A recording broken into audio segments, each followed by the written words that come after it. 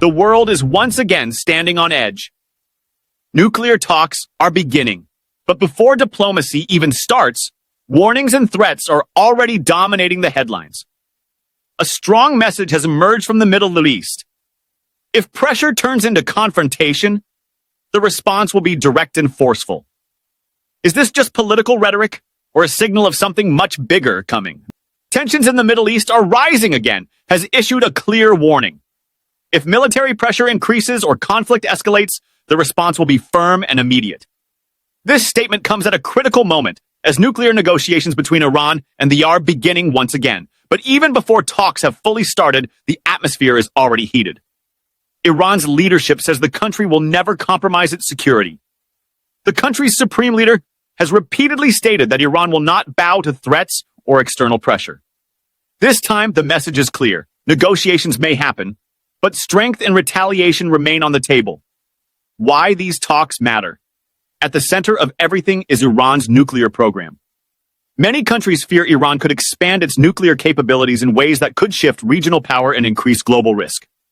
The international nuclear watchdog, the AI, continues monitoring Iran's activities and calling for transparency and limits. The world wants guarantees, Iran wants recognition of its rights, and that conflict of expectations is driving the tension. Where negotiations are happening, diplomatic channels are active across multiple regions. Previous major negotiation rounds were held in Iran, and indirect communication continues through regional mediators. Countries have often played a quiet but important role in facilitating back-channel diplomacy between both sides.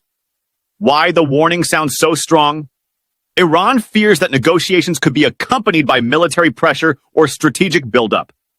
In recent years, the Gion has seen increased naval deployments, missile activity, and military positioning. From Iran's perspective, talks must be genuine, not backed by threats. That is why strong language has been used, a warning meant to signal readiness, not weakness.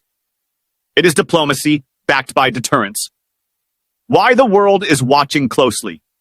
If these talks fail, the consequences could be massive. Regional military confrontation, disruption of global oil supply, increased risk of nuclear escalation. The Middle East has already seen decades of conflict. Another major crisis could impact economies, security, and stability worldwide. Can diplomacy succeed? Both sides want negotiations, but trust remains extremely low.